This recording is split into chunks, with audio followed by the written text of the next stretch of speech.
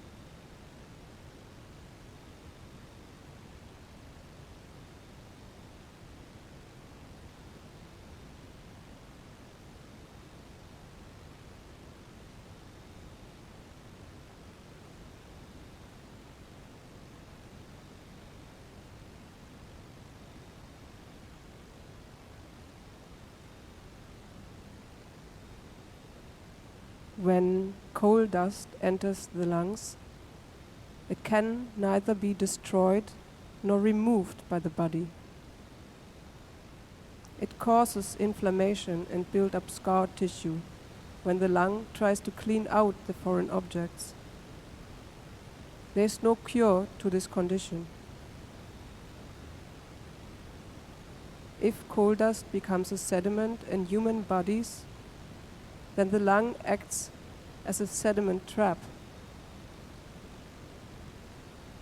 Particles accumulate and react. Potential pre-stages for new mineral species.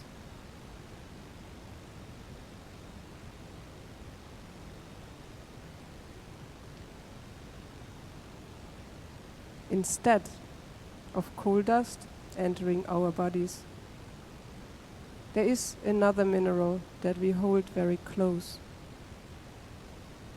A different source of energy. The lithium in our phones and laptops and cameras in cars. It has become ubiquitous. It has been counted into the infamous category of conflict minerals. Cursed resources that bring war and devastation to the populations who inhabit regions with their occurrence.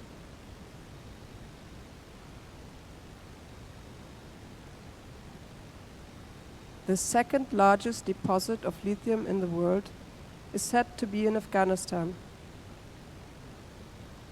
Amidst all the violence and tragedy of the recent weeks, CNN felt compelled to exclaim that now the Taliban are sitting on 1 trillion worth of resources that the world desperately needs.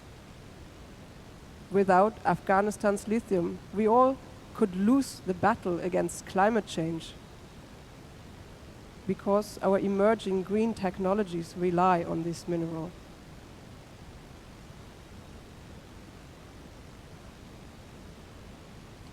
I wonder if they have ever looked at lithium mines, those incredibly vast extraction pools, where no living species can survive.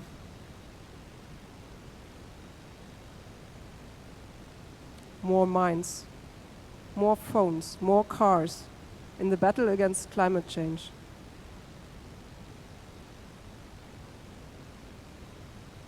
High concentrations of lithium can burn your skin and make you blind. Low concentrations ingested can regulate mood swings and mildly sedate. How can a substance be highly effective in preventing suicide, but at the same time entangled in war, catastrophe, and ecocide?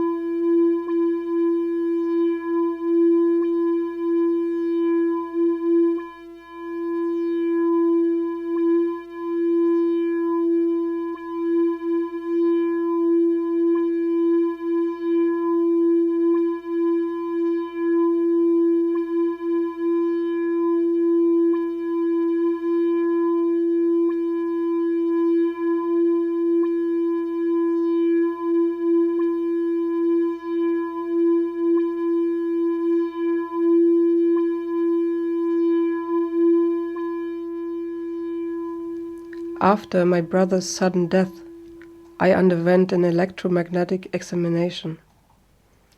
Copper electrodes were attached to my temples, ankles, and wrists. And the doctor, looking at her device, sternly asked if I lived by a subway. I replied that the nearest station was about 20 minutes away. "But such readings," she said. "This device shows when people have lived next to fractures in the surface of the earth for too long."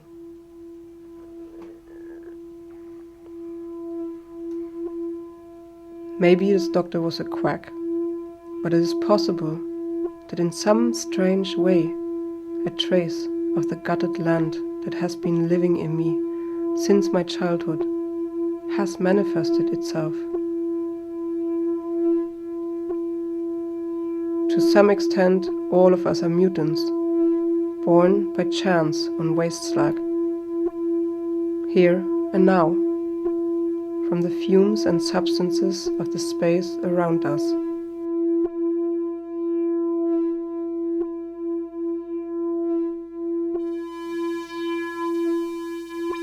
If we see our ways of being as geological, rather than only biological, our human experience is no longer limited to living on Earth, but actually it is becoming Earth. Perceiving human bodies as biochemical transformations ultimately translates them into a flow of matter and energy, positioning us in a geological perspective. Our organic bodies are nothing but temporary coagulations in these flows. We capture in our bodies a certain portion of the flow at birth, then release it again when we die, and microorganisms transform us into new, raw material.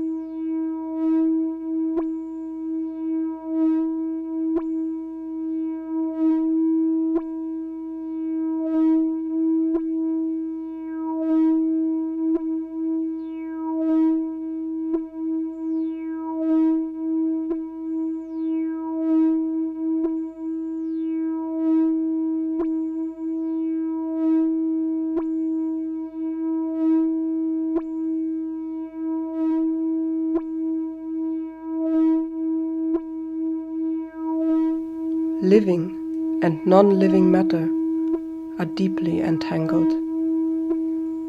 Through metabolism, environment becomes organisms, and organism becomes environment.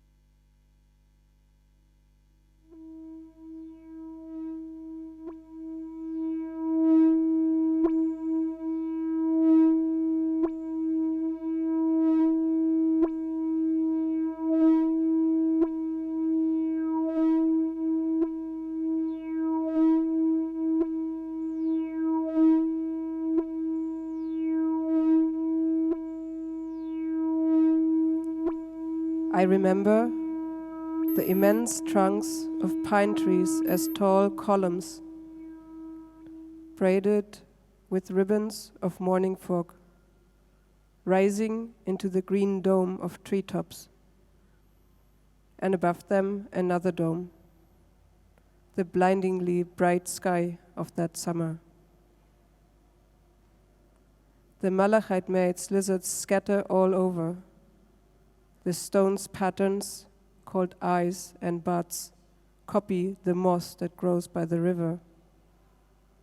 Shades of green and shades of meaning are circling around, sliding with ease, rushing towards new horizons. The formations that make up the mountain massif are full of mystical secrets. Lisvenit, the name and pattern of this rock, echoes the joyful spring birches. and then the dark green serpentine.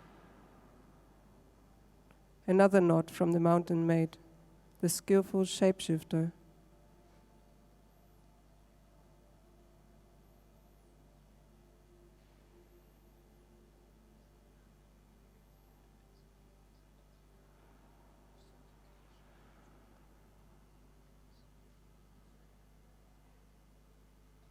Textures of substances and principles of images are easily intertwined, rhyming, echoing clearly. They are tied into a singular, conscious knot. One thing stems from another. The inanimate is becoming alive.